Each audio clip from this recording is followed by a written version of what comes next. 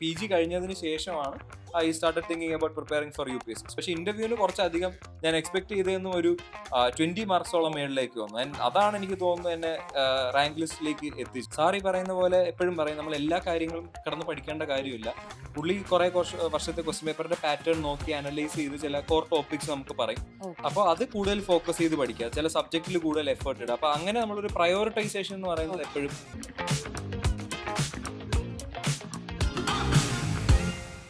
Hello everyone, welcome to toppers talk by Edmi AI.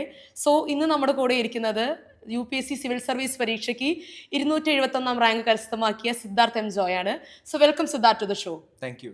അപ്പോൾ സ്ട്രാറ്റജീസും methods ഒക്കെ സംസാരിക്കുന്നതിന് മുമ്പ് we want to know who was Siddharth before UPSC, അല്ലെങ്കിൽ എന്തായിരുന്നു Siddharth and when was this UPSC എന്ന സ്വപ്നം സീരിയസ് ആയിട്ട് വന്നത് ലൈഫിലോട്ട്?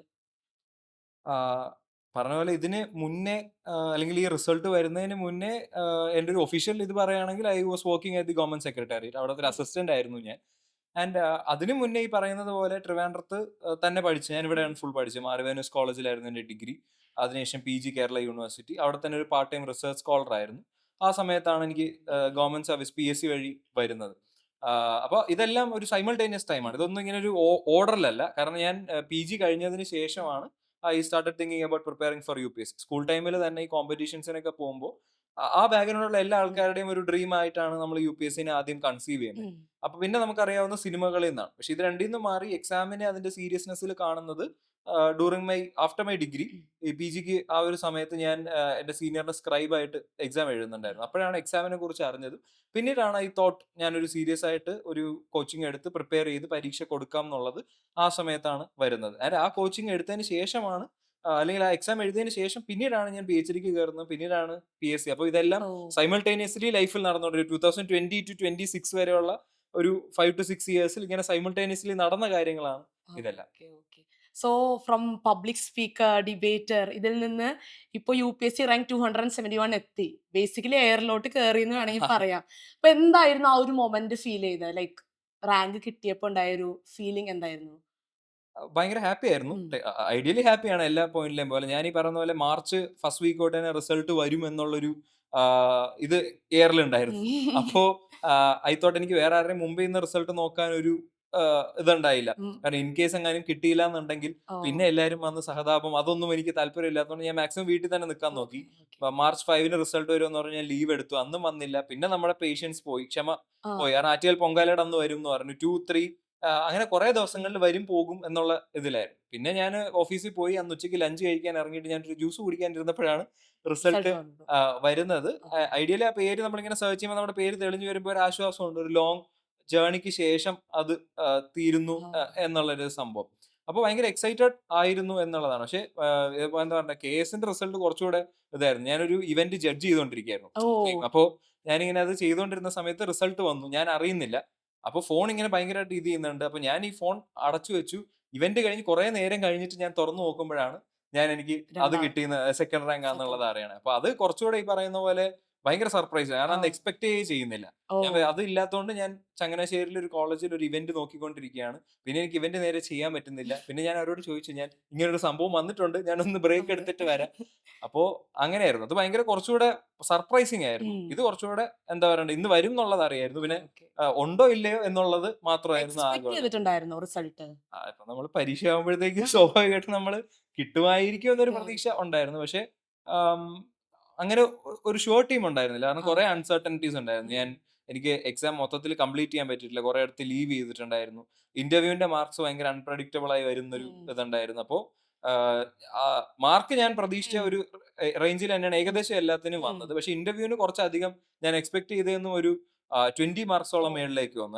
അതാണ് എനിക്ക് തോന്നുന്നു എന്നെ റാങ്ക് ലിസ്റ്റിലേക്ക് എത്തിച്ചത്. ഗെയിം ചേഞ്ചർ ആയത്. ഗെയിം ചേഞ്ചർ ആയത് അവിടെ തന്നെയാണ് തോന്നുന്നു. So UPSC is not just about mugging up. അപ്പോൾ കുറേ പേര് വിചാരിക്കുന്നത് ലൈക്ക് കുറേ പഠിച്ച് കുറേ സോഴ്സസ് വിഴുങ്ങി പോയി എക്സാം എഴുതാന്നാണ് UPSC. പക്ഷെ അത് മാത്രം പോരാ. ജസ്റ്റ് ഹാർഡ് വർക്ക് കൊണ്ട് മാത്രം പോരാ, സ്മാർട്ട് വർക്കും കൂടി വേണം. സോ എന്തായിരുന്നു സിദ്ധാർത്ഥിന്റെ സ്മാർട്ട് വർക്ക് മെത്തേഡ്സ്, അല്ലെങ്കിൽ എങ്ങനെയാണ് ഈ സ്മാർട്ട് വർക്ക് പ്രിലിംസ് എഴുതാനും ഒപ്പം ഇതിനൊക്കെ ഹെൽപ്പ് ചെയ്തത്? പല പോയിന്റ് പല രീതിയിൽ ഉം. ആണുള്ളത്. ഞാൻ and I also don't think ഞാൻ ഈ പറയുന്ന പോലെ അത്രയും ഒരു സ്മാർട്ട് വർക്കിംഗ് ആയിട്ട് ചിന്തിക്കാനുള്ള ശേഷി എനിക്ക് ഉം. കുറവാണ്. ബട്ട് സ്റ്റിൽ കുറെ കാര്യങ്ങൾ ഉണ്ടായിട്ടുണ്ട്. ഇപ്പൊ പ്രിലിംസിന്റെ സമയത്താണെങ്കിൽ എന്റെ മെന്റർ ഉണ്ടായിരുന്നു. ഉം. ശരത് സാറാണ് എന്റെ മെന്റർ. അപ്പോൾ സാർ ഈ പറയുന്ന പോലെ എപ്പോഴും പറയും നമ്മൾ എല്ലാ കാര്യങ്ങളും കിടന്ന് പഠിക്കേണ്ട ഉം. കാര്യമില്ല. പുള്ളി കുറെ വർഷത്തെ ക്വസ്റ്റ്യൻ പേപ്പറിന്റെ പാറ്റേൺ നോക്കി അനലൈസ് ചെയ്ത് ചില ഉം. കോർ ടോപ്പിക്സ് നമുക്ക് പറയും. ഓക്കെ. അപ്പോൾ അത് കൂടുതൽ ഫോക്കസ് ചെയ്ത് പഠിക്കുക. ചില സബ്ജക്റ്റിൽ കൂടുതൽ എഫേർട്ട് ഉം. ഇടുക. അപ്പൊ അങ്ങനെ നമ്മളൊരു പ്രയോറിറ്റൈസേഷൻ എന്ന് പറയുന്നത് ഓക്കെ. എപ്പോഴും പ്രിലിംസും മെയിൻസും എല്ലാത്തിലും ഉം. ചെയ്തിട്ടുണ്ടായിരുന്നു. പിന്നെ കൂടുതലായിട്ട് എനിക്ക് തോന്നുന്നൊരു സ്മാർട്ട് വർക്ക് എലമെന്റ് പിന്നെയും വന്നത് മെയിൻസിലാണ്. കാരണം ഉം. ഫസ്റ്റ് മെയിൻസ് ആണ്. ഒരു തരത്തിലുള്ള ഐഡിയയും ഇല്ല. ഉം. പിന്നെ ഭയങ്കര ടയറിംഗ് ആണ്. 9 പേപ്പർ നമ്മൾ എഴുതി തീർക്കണം. അപ്പൊ അതിൽ ഞാൻ കുറെ ഇടങ്ങളിൽ എസ്പെഷ്യലി എസ്എ പേപ്പർ ഒക്കെ, കാരണം ഞാൻ ലിറ്ററേച്ചർ ബാക്ക്ഗ്രൗണ്ട് ആയതുകൊണ്ട് ഐ തോട്ട് ദാറ്റ് എസ്എക്ക് എനിക്കൊരു അപ്പർ ഹാൻഡ് ഉണ്ട്. പക്ഷെ അത് കംപ്ലീറ്റ്ലി ലീവ് ചെയ്യല്ല. അവിടെ ഞാൻ ഉം. കൂടുതൽ എടുത്ത സ്മാർട്ട് വർക്കാണ് യൂസിങ് ഈ ജനറേറ്റീവ് AI, ചാറ്റ് ഉം. ജിപിടി, ജെമിനി എല്ലാം ഉപയോഗിച്ച് എന്റെ റൈറ്റിംഗും ഞാൻ ഒരു ഐഡിയ, ഒരു ടോപ്പിക് എടുത്ത ഐഡിയ ഞാൻ ടൈപ്പ് ചെയ്ത് കൊടുക്കും. ഉം. എന്നിട്ട് ചാറ്റ് ജിപിടിയോട് അതിനെ പോളിഷ് ചെയ്ത വേർഷൻ തരാൻ ഉം. പറയും. സോ അങ്ങനെ ചെയ്യുമ്പോഴത്തേക്കുള്ള ഒരു ഗുണം എന്ന് പറഞ്ഞു കഴിഞ്ഞാൽ നാച്ചുറലി കുറെ തവണ ഇതേ പ്രാക്ടീസ് ചെയ്ത് കഴിയുമ്പോൾ ഉം. ഓട്ടോമാറ്റിക്കലി എന്റെ ലാംഗ്വേജിൽ ആ ഇംപ്രൂവ്മെന്റ് നമുക്ക് ഉം. കൊണ്ടുവരാൻ പറ്റും. അത് തന്നെ എസ്സേയിൽ നല്ല രീതിയിൽ അത് സ്കോറിലും ഉം. റിഫ്ലക്ട് ചെയ്തു എന്നാണ് എനിക്ക് തോന്നുന്നത്. സെയിം തിങ് GS പേപ്പേഴ്സിലാണെങ്കിലും ഇതേപോലെ ആൻസേഴ്സിനെ കൊണ്ടുവരേണ്ട ഫ്രെയിം വർക്കുകൾ, അല്ലെങ്കിൽ ആൻസേഴ്സിനെ സ്ട്രക്ചർ ചെയ്യുന്ന രീതി, ഉം. റീറൈറ്റ് ചെയ്യുന്ന രീതിയൊക്കെ ഞാൻ ഈ AI ഉപയോഗിച്ച് കുറെ വർക്ക് ചെയ്തിട്ടുണ്ടായിരുന്നു. അതൊരു ടൈപ്പ് ഓഫ് സ്മാർട്ട് വർക്ക് ആയിട്ട് എനിക്ക് തോന്നിയിട്ടുണ്ട്. ഇന്റർവ്യൂവിന് വന്നപ്പോഴും ഏകദേശം അങ്ങനെ തന്നെയാണ്. കൂടുതൽ ഈ പറയുന്ന പോലെ എല്ലാ കാര്യങ്ങളെയും പഠിക്കാതെ ഉം. എന്റെ പ്രൊഫൈൽ, എന്റെ ഡാഫ്, എന്റെ ഡീറ്റെയിൽഡ് ആപ്ലിക്കേഷൻ ഫോമിൽ എന്റെ പ്രൊഫൈലുമായി സറൗണ്ട് ചെയ്തിട്ട് ഉം. ഏതൊക്കെ പോസിബിൾ ഏരിയാസ് വരാമോ അതിൽ കൂടുതൽ ഫോക്കസ് ചെയ്ത് ബാക്കിയുള്ള നമുക്ക് ഐ ഡോണ്ട് നോ പറയാം, കുഴപ്പമില്ല. നമ്മളുടെ കുഴപ്പമില്ല. ഒരു ഇല്ലില്ല, ഒരു കുഴപ്പമില്ല. കുഴപ്പമില്ല. ഇല്ലില്ല. നമ്മളുടെ ഡൊമൈനിൽ അല്ലെങ്കിൽ ഞാൻ വർക്ക് ചെയ്യുന്ന സ്ഥലങ്ങളെ കുറിച്ച്, ഞാൻ പഠിച്ച സബ്ജക്ട് അതൊക്കെ വന്നു കഴിഞ്ഞിട്ട് ഞാൻ ഐ ഡോണ്ട് നോ പറഞ്ഞാൽ ഓക്കെ. പക്ഷെ അതല്ലാതെ എന്ത് കാര്യത്തെ കുറിച്ച് വേണമെങ്കിലും നമുക്കൊരു ഐ ഡോണ്ട് നോ ഉം. പറഞ്ഞാൽ അത് നമ്മുടെ ഒരു ഇന്റലക്ച്വൽ ഇന്റഗ്രിറ്റി ആണ് കാണിക്കുന്നത്. എല്ലാം ഓക്കെ. അറിയുന്ന ആരുമില്ല. നമ്മൾക്ക് അറിഞ്ഞൂടെങ്കിൽ നമ്മൾ അറിഞ്ഞൂടാന്ന് പറയും. അറിഞ്ഞൂടാന്ന് പറയാം. ഓ. അപ്പൊ പ്രിപ്പയർ ചെയ്യുമ്പോ എന്ത് അവോയ്ഡ് ചെയ്യണം? എന്ത് പഠിക്കണം? എത്രത്തോളം പഠിക്കണം? ഇതൊക്കെ എങ്ങനെയാണ് ആ ഒരു ഡിസിഷൻ എടുത്തേ? ആ ഡിസിഷൻ എടുക്കാൻ എന്താണ് ഹെൽപ്പ് ചെയ്തത് ചേട്ടന്? അത് ഈ പാറ്റേൺ അനലൈസ് ഉം. ചെയ്യുക എന്ന് പറയുന്ന ഒരു ഉം. സംഭവമാണ്. അതായത് രണ്ട് രണ്ട് കാര്യങ്ങളെ നമ്മുടെ കയ്യിലുള്ളൂ റിസോഴ്സ് ആയിട്ട്. ഒന്ന് സിലബസ്, ഉം. രണ്ട് PYQ. സിലബസിനെയും PYQനെയും ബേസ് ചെയ്ത് നമുക്ക് വർക്ക് ചെയ്യാന്നുള്ളതാണ്. പ്രിലിംസിന്റെ സിലബസ് കുറച്ചുകൂടെ സിലബസ് ഉണ്ട്. പക്ഷെ അതിന്ന് ഏത് ലിമിറ്റ് വരെ പോവാന്നുള്ളത് നമുക്കറിയില്ല. അപ്പൊ ഞാൻ പ്രിലിംസിൽ എപ്പോഴും ഞാൻ ഇത് ചെയ്തിട്ടുള്ളത് PYQs ഉം. ആണ്. അതൊരു ഒരു 2000 ടു 2025 വരെയുള്ള ഏതാണ്ട് എല്ലാ PYQസും ഞാൻ നോക്കി. അപ്പോ അതിനകത്ത് വരുന്ന ഏരിയാസിന് കൂടുതൽ ഫോക്കസ് ചെയ്ത് പഠിച്ചു.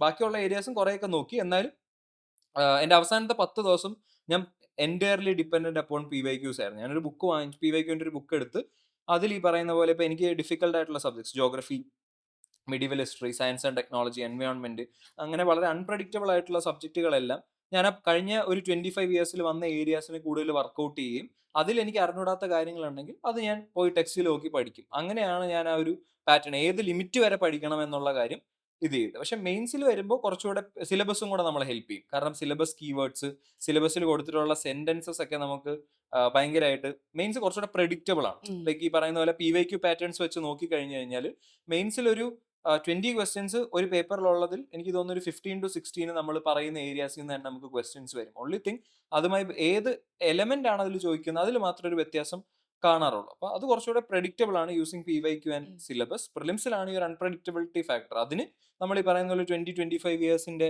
PYQs തന്നെ നോക്കി കഴിഞ്ഞു കഴിഞ്ഞാൽ നമുക്ക് ആ ഒരു പാറ്റേൺ കിട്ടുള്ളൂ എന്നാണ് തോന്നുന്നത്. ഓക്കെ. അപ്പൊ നമ്മടെ ഇപ്പൊ ആപ്പ് റെഡ്മി എന്ന് പറഞ്ഞ ആപ്പ് ആക്ച്വലി ഈ PYQ ഫസ്റ്റ് എന്ന് പറഞ്ഞൊരു മോട്ടീവ് വെക്കുന്നുണ്ട് ആസ് എ ക്യാമ്പയിൻ. അപ്പോ നമുക്ക് ആക്ച്വലി ഈ ആപ്പില് ഇത്രയും 2015 ഇയേഴ്സ് ആയിട്ടുള്ള PYQs നമുക്ക് ആപ്പില് അവൈലബിൾ ആണ്. വിത്ത് ഇപ്പൊ ചേട്ടൻ പറഞ്ഞല്ലോ, ഇപ്പൊ ചേട്ടന് ഇപ്പൊ ഒരു ക്വസ്റ്റ്യൻ വന്നു. അപ്പൊ അതിന്റെ ഒരു കീവേഡ് അത് തപ്പി വേറെ സോഴ്സിലേക്ക് പോണം. അപ്പോ ഈ ആപ്പിൽ എന്ന് പറഞ്ഞു കഴിഞ്ഞാൽ ഇതിന്റെ പ്രത്യേകത എന്ന് പറഞ്ഞാൽ നമുക്ക് ഈ വേറൊരു സോഴ്സിലേക്ക് പോവണ്ട. ലൈക്ക് ആ ഒരു ഒരു വൺ പ്ലേസ് സൊല്യൂഷൻ പോലെ അവിടെ തന്നെ എല്ലാം അവൈലബിൾ. അതിനെക്കുറിച്ചുള്ള കാര്യങ്ങളും അതിന് മുന്നേ അത് റിലേറ്റഡ് ആയിട്ടുള്ള ക്വസ്റ്റ്യൻസ് ചോദിച്ചിട്ടുണ്ടെങ്കിൽ അങ്ങനെ പിന്നെ എത്രത്തോളം ഇമ്പോർട്ടന്റ് ആണ് ആ ഒരു ക്വസ്റ്റ്യൻ. അപ്പൊ ഈ ഒരു ഫീച്ചർ ഇപ്പോഴത്തെ ആസ്പിരൻസ് കിട്ടിയാൽ നല്ലതായിരിക്കുംന്ന് ചേട്ടന് തോന്നുന്നുണ്ടോ? ഡെഫിനറ്റ്ലി ഞാൻ ജസ്റ്റ് ആപ്പ് നമ്മളന്ന് ഉം. കണ്ടപ്പോൾ എൻ്റെ ഒരു അഗൈൻ എൻ്റെ ഒരു വെൽവിഷർ ആൻഡ് മെന്റർ പോലെയാണ് അഖിൽ ചേട്ടൻ. അഖിൽ ഉം. ചേട്ടനാണ് എനിക്ക് ആദ്യമായിട്ട് പറഞ്ഞു തരുന്നത്. അപ്പോൾ അഖിൽ ചേട്ടൻ പറഞ്ഞിട്ട് ഞാൻ അതിലൂടെ പോകുമ്പോൾ ഉള്ളൊരു പ്രധാന ഇമ്പാക്ട് എനിക്ക് തോന്നിയിട്ടുള്ളത് ഞാൻ നേരത്തെ പറഞ്ഞു. ഞാൻ ഈ 20-25 ഇയേഴ്സിലെ ക്വസ്റ്റ്യൻ ഞാനായിട്ട് തന്നെ ഇരുന്ന് ഉം. നോക്കി. അതിൽ കുറെയൊക്കെ ഞാൻ പറഞ്ഞില്ലേ, സാർ ഉണ്ടായിരുന്നു, സാറാണ് കുറെയൊക്കെ നമുക്ക് എടുത്തു തരിക. ബാക്കി കുറച്ച് ഞാൻ സെൽഫായിട്ടും വർക്ക് ചെയ്തു. പക്ഷെ സെൽഫായിട്ട് വർക്ക് ചെയ്യുമ്പോൾ ഒരു ലിമിറ്റേഷൻ, എന്റെ കയ്യിലുണ്ടായിരുന്ന പ്രിന്റഡ് ബുക്കിനകത്ത് എന്ത് എക്സ്പ്ലനേഷൻ ആണോ കൊടുത്തത് അത് മാത്രമേ എനിക്കുള്ളൂ. പക്ഷെ എഡ്മി നോക്കുമ്പോൾ എനിക്ക് ഉണ്ടായിട്ടുള്ള, അല്ലെങ്കിൽ എനിക്ക് തോന്നിയ ഒരു ചേഞ്ചസ്, ഒന്ന് പ്രഡിക്റ്റീവ് ക്വസ്റ്റ്യൻസ്, ലൈക്ക് അതേ മോഡലിൽ ഉം. ഏതൊക്കെ ഏരിയാസിൽ നിന്ന് ക്വസ്റ്റ്യൻ വരാം, മറ്റേ ആംഗിൾ എന്നുള്ള, അതൊരു നല്ലൊരു ഫീച്ചറായിട്ട് എനിക്ക് തോന്നിയിട്ടുണ്ട്. രണ്ട്, ആ തിങ്കിങ് പ്രോസസ്. കാരണം ഒരു ആൻസർ കീയിലും തിങ്കിങ് ഉം. പ്രോസസ് വൈസ് ആരും എക്സ്പ്ലെയിൻ ചെയ്യില്ല. Explain അപ്പൊ ചെയ്യും. നമുക്കൊക്കെ അത് ഏതെങ്കിലും ഒരു മെന്റർ ആണ് അത് പറഞ്ഞു തരിക. Okay, this are the steps in which you should think about എന്നുള്ളത്. പക്ഷെ ആ തിങ്കിങ് വൈസ്, വിഷ്വൽ തിങ്കിങ് കാര്യങ്ങൾ കറക്റ്റ് സ്റ്റെപ്പ് വൈസ് കാണിക്കുന്നതും ഒരു ഇന്നോവേറ്റീവ് ആയിട്ടുള്ള ഒരു ലേണിംഗ് മെത്തഡോളജിയാണ്. കാരണം ആളുകൾക്ക് ആ ഒരു സാധനത്തെ കുറച്ചുകൂടെ റിലേറ്റ് ചെയ്യാനും, ആളുകൾക്ക് കുറച്ചുകൂടെ അത്, സ്റ്റുഡൻസിനെ സംബന്ധിച്ചിടത്തോളം ആം, ഇങ്ങനെയാണ്, അല്ലെങ്കിൽ ഒരു പാത്ത് വേ ഉം. വരേണ്ട ഒരു ഒരു സാധനം പ്രാക്ടീസ് ചെയ്യാനായിട്ട് അത് ഭയങ്കര ഹെൽപ്ഫുൾ ഹെൽപ്ഫുൾ. ആയിട്ടെന്നാണ് എനിക്ക് തോന്നുന്നത്. സെയിം വേ ഈ കറണ്ട് അഫയേഴ്സിനകത്തേക്കുള്ള ലിങ്കേജും കൂടെ വരുമ്പോൾ ഒരു കോംപ്രഹെൻസീവ് PYQന്റെ ഒരു സ്റ്റഡി അതുവഴി ചെയ്യാൻ പറ്റും എന്നാണ് എനിക്ക്, ആസ് എന്റെ ഒരു limited understanding of the app എനിക്ക് മനസ്സിലായത്. Okay. What did you learn from your prelims journey? Like ഇത് കാണുന്ന ആസ്പിറൻസിന് എന്താണ് ഒരു ടിപ്പ് പോലെയോ എന്താണ് പറയാൻ ആഗ്രഹിക്കുന്നത്? അല്ല, ടിപ്പായിട്ടല്ല. ഞാൻ ചെയ്ത മിസ്റ്റേക്സ് എന്ന് ഞാൻ പഠിച്ചിട്ടുള്ള ഒരു കാര്യം, ഒരു സബ്ജക്ട് നമുക്ക് സ്കിപ്പ് ചെയ്യാൻ പാടില്ല. അത് ഫസ്റ്റ് ഇമ്പോർട്ടന്റ് തിങ്. കാരണം ഞാൻ ഈ പറഞ്ഞ പോലെ ഇൻട്രസ്റ്റ് ഉള്ള സബ്ജക്റ്റിൽ കൂടുതൽ ഫോക്കസ് ചെയ്യും. അല്ലെങ്കിൽ ഇപ്പോൾ 7 to 8 സബ്ജക്ട് ഉണ്ടെങ്കിൽ 6 പഠിച്ചാൽ മതി. അപ്പോൾ ആ 6 നിന്ന് എനിക്ക് വേണ്ട ക്വസ്റ്റ്യൻ കിട്ടും എന്നൊരു മിസ്കൺസെപ്ഷൻ എനിക്കുണ്ടായിരുന്നു. അങ്ങനെ നമുക്ക് വെച്ചുകൊണ്ടിരിക്കാൻ പറ്റില്ല. നമുക്ക് എല്ലാ സബ്ജക്റ്റിലും ഒരു average to above average proficiency വേണം. കാരണം ഏത് സമയത്താണ് ഈ ക്വസ്റ്റ്യന്റെ വെയിറ്റേജ് ചേഞ്ച് ആവുന്നതെന്ന് പറയാൻ പറ്റില്ല. ചിലപ്പോൾ ഏതെങ്കിലും ഒരു സബ്ജക്റ്റിൽ നിന്ന് 20 ക്വസ്റ്റ്യൻസ് ഉണ്ടായിരിക്കാം, അടുത്ത തവണ അത് 10 വരെ കുറയാം. സോ ആ ഒരു unpredictability of composition of subject ഇവിടെ ഉണ്ട്. അപ്പോൾ അത് കൊണ്ട് എല്ലാ സബ്ജക്റ്റിനും ഒരു ഈക്വൽ റെസ്പെക്ട് കൊടുക്കണം എന്നുള്ളത് ഞാനിവിടെ പഠിച്ചിട്ടുണ്ടായിരുന്നു. പിന്നെ രണ്ടാമത് എനിക്ക് തോന്നിയിട്ടുള്ള ഒരു കാര്യം, എങ്ങനെ നമ്മളുടെ പഠിത്തത്തെ ലിമിറ്റ് ചെയ്ത് റിവൈസ് ചെയ്യാം എന്നുള്ളതാണ്. ആവശ്യമില്ലാത്ത എല്ലാം പഠിക്കാതെ ഏറ്റവും കോർ ആയിട്ടുള്ള, നേരത്തെ നമ്മൾ പറഞ്ഞ പോലെ തന്നെ PYQ ബേസ്ഡ് ആയിട്ട് ഒരു ഒരു പ്രയോറിറ്റി ഹോട്ട് ടോപ്പിക്സിലേക്ക് സ്വന്തം പ്രിപ്പറേഷനെ ലിമിറ്റ് ചെയ്ത് അതിൽ മാക്സിമം ഇന്റൻസ് ആയി റിവൈസ് ചെയ്ത് കഴിഞ്ഞാൽ അതിന്റെ ഒരു റിസൾട്ട് ഉണ്ടാകും എന്നുള്ളതാണ് ഞാൻ ഈ 3 തോൽവിക്ക് ശേഷം ഉണ്ടായ ഒരേ ഒരു പ്രിലിംസ് വിജയത്തിൽ നിന്ന് ഞാൻ പഠിച്ചത്. ഓക്കെ. അപ്പൊ ഇതായിരുന്നോ ഈ ഒരു സ്മാർട്ട് മൂവ് എന്ന് പറയുന്നത്? 3 ഇതിനെ അപേക്ഷിച്ച് നോക്കുമ്പോൾ ഇതായിരുന്നു. ഇതിന്റെ കൂടെ തന്നെ കുറെ ബിഹേവിയറൽ ട്രൈറ്റ്സും ഉണ്ട്. ഈ കൺസിസ്റ്റൻസി ഇഷ്യൂസ്, ഓക്കെ. അത് ഭയങ്കര പ്രശ്നമായിരുന്നു. ഡിസിപ്ലിൻ ഇല്ലാത്തൊരു പ്രിപ്പറേഷൻ, റാൻഡം ഇത്, പിന്നെ ചില പുസ്തകങ്ങൾ വായിക്കാനുള്ള മടി, അങ്ങനത്തെ പോലെ കാര്യങ്ങളാണ്. ചില ബുക്കിന്റെ ഫോണ്ട് ഇഷ്ടമല്ല, അല്ലെങ്കിൽ അതിന്റെ വിഷ്വൽ ഇഷ്ടമല്ല എന്ന് പറഞ്ഞു. പിന്നെ വേറെ വഴിയില്ല. ഈ പഠിച്ചേ അവസാനം, പറ്റൂ. അതെ, ഇനി പാസ്സാവണമെങ്കിൽ അതും കൂടെ മാത്രമേ നോക്കാനുള്ളൂ എന്നുള്ള മൈൻഡിൽ നമുക്കത് നോക്കേണ്ടി വന്നു. അപ്പൊ അങ്ങനത്തെ കാര്യങ്ങളാണ് പ്രധാനമായിട്ട് ചേഞ്ച് ചെയ്തിട്ടുള്ളത്. ഇപ്പൊ ഫസ്റ്റ് അറ്റംപ്റ്റിൽ എനിക്കറിയാം ഞാൻ ചില ടെസ്റ്റുകൾ എടുത്തിട്ടില്ല, ചില സബ്ജക്ട്സിൽ അധികം ഫോക്കസ് കൊടുത്തിട്ടില്ല. ആദ്യത്തെ 3 അറ്റംപ്റ്റിലും കൊടുത്തിട്ടില്ല. 4ാമത്തെ അറ്റംപ്റ്റിലാണ് അത് ചെയ്തത്. പിന്നെ കൂടുതൽ റിവിഷനിലേക്ക് ഫോക്കസ് ചെയ്യാൻ തുടങ്ങിയത്. മറ്റേ റാൻഡം ആയിട്ട് ടെസ്റ്റ് എടുത്തു പോയുണ്ടായിരുന്നുള്ളൂ. അതിന്റെ ആൻസർ കീസിനെ വർക്ക് ചെയ്ത് എന്തുകൊണ്ട് തെറ്റി എന്നൊരു സെൽഫ് ഇവാലുവേഷൻ ഒന്നും ചെയ്തിട്ടുണ്ടായിരുന്നില്ല. അതിനൊക്കെ ഉള്ള ക്ഷമ ഈ 3 വർഷത്തെ പരാജയം എന്നെ പഠിപ്പിക്കുകയും 4ാമത്തെ തവണ ക്ഷമയോടെ ഇരുന്ന് ചെയ്യേണ്ട കാര്യങ്ങളെല്ലാം ചെയ്യുകയും ചെയ്തു എന്നുള്ളതാണ്. അങ്ങനെ റാങ്കിലോട്ട് എത്തുകയും ചെയ്തു. ആ. നമുക്ക് ഇനിയിപ്പോ മെയിൻസിലോട്ട് കിടക്കാം. മെയിൻസ് ആണ് മോസ്റ്റ് ഡിമാൻഡിങ് സ്റ്റേജ് എന്ന് പറഞ്ഞു കേട്ടിട്ടുണ്ട്. ലൈക്ക് ജസ്റ്റ് ഇൻഫോർമേഷൻ മാത്രമല്ല, ലൈക്ക് ടൈം മാനേജ്മെന്റ്, പ്രസന്റേഷൻ, പിന്നെ ഓർഗനൈസ് റൈറ്റിംഗ്, ഇതൊക്കെ ഈക്വലി ഇമ്പോർട്ടന്റ് ആണ്. സോ എന്തായിരുന്നു ചേട്ടൻ ഇങ്ങനെ പെട്ടെന്നായിരുന്നു ചേട്ടൻ മെയിൻസ് അതിനുള്ള ടൈമുള്ള പ്രിപ്പറേഷനും കാര്യങ്ങളൊക്കെ. അപ്പൊ ഈ ടക്ക് എങ്ങനെയാണ് ഈ മെയിൻസ് ക്ലിയർ ചെയ്യാൻ ചേട്ടന് പറ്റിയത്? അതിനായിട്ടുള്ള സ്ട്രാറ്റജി എന്തായിരുന്നു? അതാണ് എനിക്കിപ്പോഴും മനസ്സിലാകാത്തത്. കാരണം ഒന്നാമത്തെ കാര്യം എന്ന് പറഞ്ഞു കഴിഞ്ഞാൽ, ആം, ആ, എനിക്ക് ടൈം മാനേജ്മെന്റ് ഉം. ഭയങ്കര പ്രശ്നമായിരുന്നു. കാരണം ഓ. ഞാന് എന്റെ ഹാൻഡ് റൈറ്റിംഗ് കുഞ്ഞിലെ കുറച്ച് മോശമായി, കുറച്ചല്ല കുറച്ചധികം ഉം. മോശമായിരുന്നു. അപ്പൊ അന്ന് എല്ലാവരും പറഞ്ഞ് ഹാൻഡ് റൈറ്റിംഗ് ഇതാക്കുന്നതിന്റെ ഭാഗം ഞാൻ പതുക്കെയാണ് എഴുതി വരിക. ഓ. അപ്പോൾ ഞാനിവിടെ എഴുതി എത്തുമ്പോഴത്തേക്ക് പരീക്ഷ സമയം ഫസ്റ്റ് എന്റെ GS1 തീർന്നു, സമയം തീർന്നു. എനിക്ക് ഒരു 1.5 ക്വസ്റ്റ്യൻ എഴുതാൻ പറ്റിയില്ല. അപ്പോൾ ഭയങ്കരമായിട്ട് ഞാൻ, കാരണം എന്നോട് മുന്നേ കുറെ പേര് പറഞ്ഞിട്ടുണ്ട് ക്വസ്റ്റ്യൻ കംപ്ലീറ്റ് ചെയ്തില്ലെങ്കിൽ എന്തായാലും കിട്ടില്ല. അപ്പൊ പിന്നെ സെക്കൻഡ് GS2, 3, 4 ഞാൻ ക്വസ്റ്റ്യൻ വായിക്കുന്നില്ല. ഞാൻ അങ്ങ് കാണുന്നു, അങ്ങ് എഴുതി പോകുന്നു എന്നുള്ള മോഡിലായി മാറി. 1 എഴുതി അത്രയും വായിച്ച് സ്ട്രക്ചർ ചെയ്തൊന്നും ഞാൻ എഴുതുന്നില്ല. GS2 സെയിം, അന്ന് ഉച്ചക്കലത്തെ പരീക്ഷയിൽ ഞാൻ എനിക്ക് തോന്നുന്നു ബെല്ലടിക്കുന്നതിന് 1 മിനിറ്റ് മുന്നേ എഴുതി തീർത്ത് ഞാൻ എന്നെ തന്നെ ഇങ്ങനെ വിജയഭാവത്തിൽ നോക്കി. എന്നിട്ട് ക്വസ്റ്റ്യൻ പേപ്പർ കൊടുക്കാൻ നേരത്താണ് കണ്ടത് അത്തവണ ആൻസർ എഴുതിയപ്പോൾ റോൾ നമ്പർ എഴുതാൻ മറന്നു. പിന്നെ ഞാൻ അവസാനം ഈ പുള്ളിയുടെ കായും കാലും പിടിച്ച് തിരിച്ചു വാങ്ങിച്ച് റോൾ നമ്പർ എഴുതിയാണ് കൂടുതൽ വാങ്ങിക്കുന്നതിന് തൊട്ട് മുന്നെയാണ് റോൾ നമ്പർ എഴുതി കൊടുത്തത്. പിന്നെ GS3, 4 ആ ഒരു സ്പീഡ് എനിക്കറിയാം സമയം കിട്ടില്ല എന്നുള്ളതിന്റെ ഇതിൽ പോയി. അപ്പൊ ഇടയ്ക്ക് ഇങ്ങനെയായിരുന്നു, GS4 ലാസ്റ്റ് പരീക്ഷ ക്വസ്റ്റ്യൻ പേപ്പർ കയ്യിൽ നിന്ന് പറന്നുപോയി. പിന്നെ അത് എടുക്കാനുള്ള ഗ്യാപ്പ് ഇല്ല. പക്ഷെ എന്റെ ഭാഗ്യത്തിന് ആൻസർ ബുക്ക്ലെറ്റിൽ തന്നെ ക്വസ്റ്റ്യൻ ഉണ്ട്. പിന്നെ അത് ഓ. നോക്കി അഡ്ജസ്റ്റ് ചെയ്താണ് എഴുതി പോകുന്നത്. പക്ഷെ അഗൈൻ വീണ്ടും മലയാളത്തിൽ എന്റെ ഓപ്ഷൻ സബ്ജക്ട് മലയാളം. അവിടെ വന്നപ്പോൾ വീണ്ടും എനിക്ക് GS2 സമയം കിട്ടിയില്ല. അവിടെയും കുറച്ച് റഷ് വന്നു. ടൈം മാനേജ്മെന്റ് ഡിഫിക്കൽട്ട് ആയിട്ടുള്ള ഒരു സാധനമാണ്. പക്ഷെ അതല്ലാണ്ട് ജനറലി എനിക്ക് തോന്നുന്നു കുറച്ച് പ്രഡിക്റ്റബിൾ ആണ് എന്നുള്ളത് അതിനകത്തൊരു വലിയ ആശ്വാസമായിരുന്നു. പ്രിലിംസ് പോലെ റാൻഡം തിങ്സ് അല്ല. അവിടെ എന്ത് വന്നു കഴിഞ്ഞാലും നമുക്ക് അതിൽ എഴുതാൻ എന്തെങ്കിലുമൊക്കെ കാര്യങ്ങൾ നമ്മുടെ കയ്യിൽ ഉണ്ടാവും. ഉം. പിന്നെ ഞാൻ ഈ ടൈം മാനേജ്മെന്റ് ഇഷ്യൂ ഉള്ളതുകൊണ്ട് ഞാൻ കൂടുതൽ ഫോക്കസ് ചെയ്തൊരു സാധനമാണ് പ്രസന്റേഷൻ. കിട്ടുന്നിടത്ത് എല്ലാം മാപ്പ് വരയ്ക്കും. ഇന്ത്യയുടെ മാപ്പ്, വേൾഡ് മാപ്പ് അതെല്ലാം ഞാൻ വരയ്ക്കാൻ. എൻ്റെ ഒരു ഫ്രണ്ട് ഉണ്ടായിരുന്നു ജിസ്ലിൻ. പുള്ളിക്കാരി എന്നെ പഠിപ്പിച്ചാണ് ഈ മാപ്പ് വരച്ച എല്ലാ ആൻസറിലും. അങ്ങനെ കുറെ മാപ്പ് ഞാൻ വരച്ചിട്ടുണ്ട്. കുറെ സൺ ഡയഗ്രംസ് കാര്യങ്ങൾ. അങ്ങനെ പ്രസന്റേഷനിൽ മാക്സിമം ഞാൻ വർക്ക് ചെയ്തിട്ടുണ്ടായിരുന്നു. പിന്നെ അതേപോലെ തന്നെ നമ്പർ ഓഫ് പോയിന്റ്സ് ചില പോയിന്റിലൊക്കെ ചിലപ്പോൾ നമുക്ക് ആ, എണ്ണം കൂട്ടി നമുക്ക് ഇത് ചെയ്യാൻ പറ്റും. ഇപ്പൊ 5 6 പോയിന്റ് എഴുതുന്നതിന് വരെ 8 9 പോയിന്റ് എഴുതി കഴിഞ്ഞു കഴിഞ്ഞാൽ അതിൽ ഉം. ചിലപ്പോൾ നമുക്കൊരു ഇമ്പാക്ട് വരും. അങ്ങനെ നമ്പർ ഓഫ് പോയിന്റ്സ് കൂട്ടി അങ്ങനെ പല രീതിയിലാണ് അതിനെ അപ്രോച്ച് ചെയ്തത്. പക്ഷെ എന്നെ ഹെൽപ്പ് ചെയ്തിട്ടുള്ള ഒരു കാര്യം, അല്ലെങ്കിൽ ഈ 70 ഡേയ്സിനുള്ളിൽ മെയിൻസിന് ഇത് ചെയ്തിട്ടുള്ള കാര്യം, ഡെയിലി ആൻസർ റൈറ്റിംഗ് ആണ്. ഞാൻ നേരത്തെ പറഞ്ഞ എൻ്റെ സാർ ഉണ്ടായിരുന്നു, ശരത് സാർ. സാറുമായിട്ട് എല്ലാ ദിവസവും ഈവനിങ് അവിടെ ക്ലാസ്സിൽ വരും. ഒരു 45 മിനിറ്റ്സ് നമുക്ക് ആൻസർ എഴുതാൻ തരും. അപ്പൊ അങ്ങനെ തന്നെ ഒരു 50 60 ദിവസം നമ്മളൊരു 5 ഉത്തരം വെച്ച് എഴുതുമ്പോൾ തന്നെ 300 ആൻസേഴ്സും അതിന്റെ കീയും നമ്മൾ കടന്നു പോകും.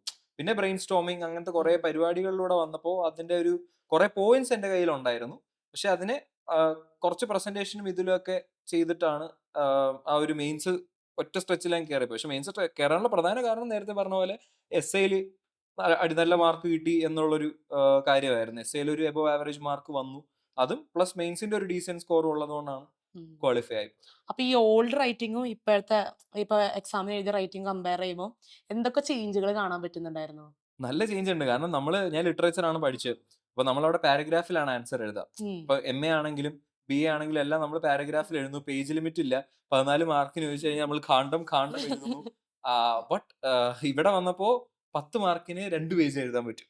ഓ. അവിടെ നമ്മൾ 4ഉം 6ഉം വലിയ A4 സൈസ് ഷീറ്റ് എഴുതിയത് ഇവിടെ വിത്തിൻ മാർജിൻ ബുള്ളറ്റ് പോയിന്റ്സിൽ എഴുതണം.